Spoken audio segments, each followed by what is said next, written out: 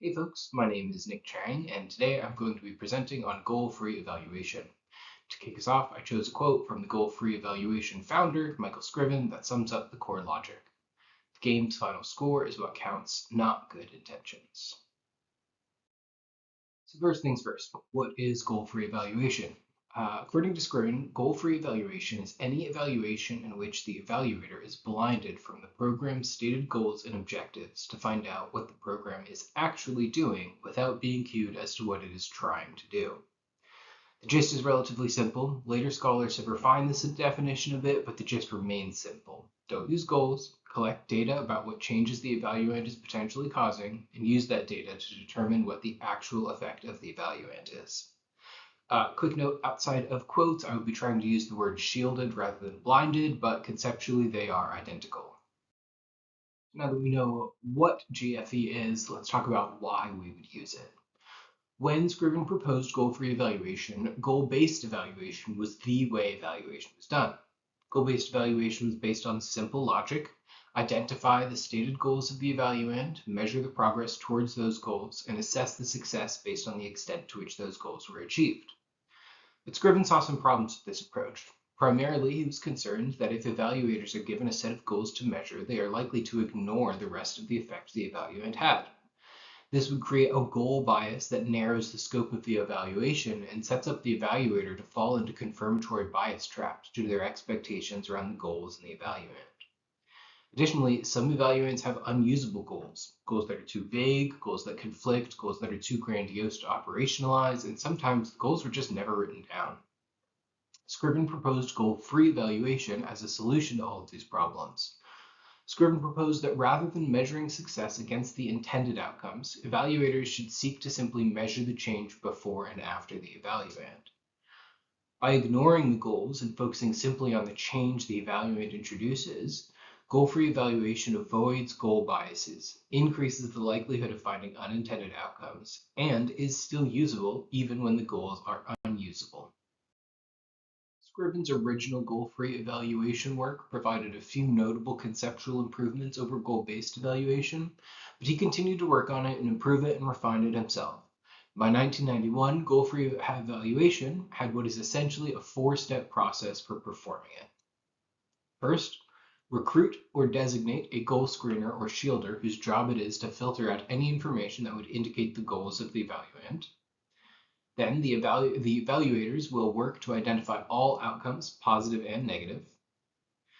Next, identify the needs of the impactees of the evaluand. If it is a product, that would be the consumers. If it's a program, that would be the program participants, etc. And finally, assess the extent to which the identified outcomes satiate those identified needs. Although this version of goal-free evaluation does still provide benefits over goal-based evaluation, there was plenty of criticism around it, both by detractors as well as some of the few supporters the goal-free evaluation had. Two of the supporters that saw the benefits of goal-free evaluation but still had critiques are Evert Verdung and Brandon Euchre.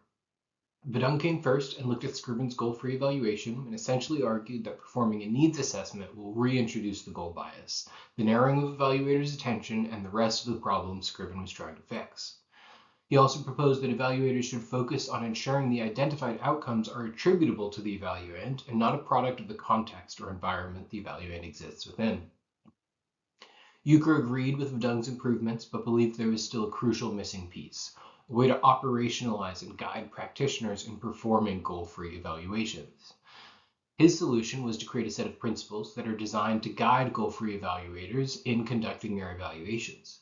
Euchre also recognized that an evaluation where the evaluators are fully unaware of the evaluand's goals can be somewhat unrealistic at times.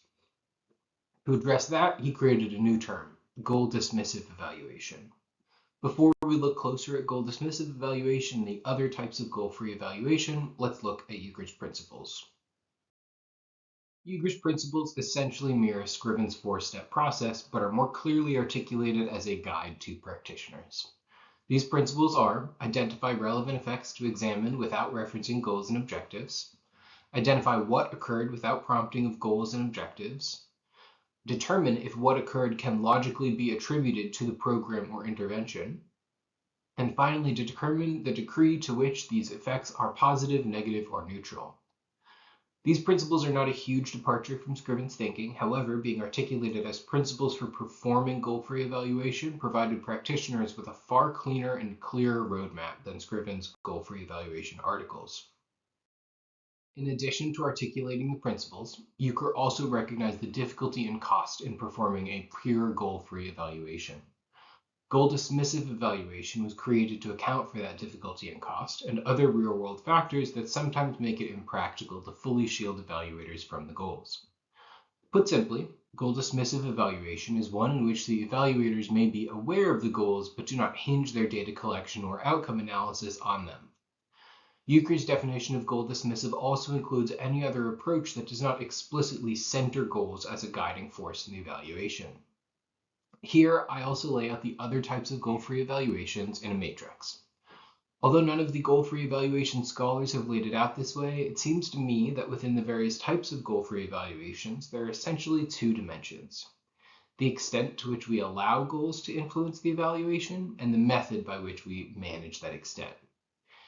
Here in the table, I've labeled them as extent of goal influence mitigation and method of goal influence mitigation. Within the extent dimension, we have a full goal-free evaluation, which is meant to be conducted entirely without reference to the goals, often called a pure goal-free evaluation. We also have a partial goal-free evaluation, which is meant to begin without reference to the goals, but allows for the evaluators to reference the goals for reporting, which allows direct goal-based reporting while still keeping a focus on unintended consequences due to the goal-free nature of the data collection and analysis. Within the methods dimension, we have shielded, also known as blinded or intentional in literature, wherein evaluators are fully shielded from knowing the goals, typically by a goal screener. And we have dismissive, in which the evaluators either simply dismiss the known goals or use a model or approach that doesn't specifically use goals to guide the evaluation. This is a far easier approach to operationalize and maintains many of the benefits of Scriven's pure goal-free evaluation. These two dimensions can be mixed and matched, giving us the table presented here. Any of these four types of goal-free evaluations can be feasibly conducted. Given Euchre's definition of goal dismissive evaluation, here are some other approaches that are considered to be goal-free in nature. Evaluators aware of an evaluand's goals can still perform a goal dismissive evaluation using these approaches. Arguably, each of these approaches requires a presentation in themselves. We're just going to go through a quick one-sentence explanation for each of them. Most significant change asks participants to identify and explain the most significant change they experienced. Participatory assessment of development uses community-led workshops where participants take an active role in identifying changes between past and present and assessing if those changes were positive or negative. Qualitative Impact Patrol uses double-blind interviews wherein participants are asked about recent changes in their lives and the causes for them. Outcome harvesting simply looks to gather evidence of outcomes and interpret the effect of them without referencing the goals. Okay, now we've discussed the various types of goal-free evaluations. Now let's talk about how to choose which form of goal-free evaluation to perform. Of the four types, a full shielded goal-free evaluation is the only one that is usable when goals are truly unknown or unusable. If you've got unknown or unusable goals, fully shielded goal-free evaluation is the only choice for you. The other time to perform it is when goal-based evaluation has been done, but there is concern over unintended outcomes. In that case, performing a goal-free evaluation to supplement the goal-based evaluation is recommended. A partial shielded goal-free evaluation is best utilized when the evaluation still is required to report on goals, but there is concern or an interest in identifying unintended outcomes as well. This is a bit of a best of both worlds situation, although it still allows for goal bias or influence during reporting. It is, however, significantly cheaper and easier to operationalize than performing a full goal-free evaluation and a goal-based evaluation. A full dismissive goal-free evaluation is best when the goals are already known and/or are unhideable from the evaluators. In that case, full dismissive goal-free evaluations can be used to support the identification of unintended outcomes, but likely should still be performed as a supplement to goal-based evaluation. A partial dismissive goal-free evaluation is again best when goals are already known or unhideable, but also still requires goal reporting. So goal-free evaluations do provide a number of benefits over goal-based evaluation, but there are also legitimate criticisms and weaknesses of the approach. In the case of full goal-free evaluations, the evaluators may entirely miss the intended outcomes. Given that it would be impossible to have a highly targeted data collection and analysis given the ambiguity of a goal-free evaluation, goal-free evaluations are likely to be significantly less efficient with their resources. Speaking of resources, goal-free evaluation lacks guides or specific resources teaching practitioners how to perform it, outside of the previously mentioned most significant change in other models that are considered goal-free by default. Lastly, the biggest drawback of goal-free evaluations is that when possible, they are not meant to be performed standalone. Scriven and Euchre both agree performing a goal-free evaluation to supplement a goal-based evaluation when possible will provide the best results. To conclude, as Euchre says, not everyone should do it, but people certainly do it.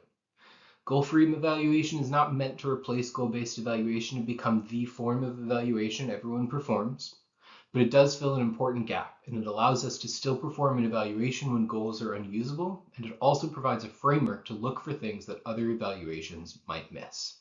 Thanks.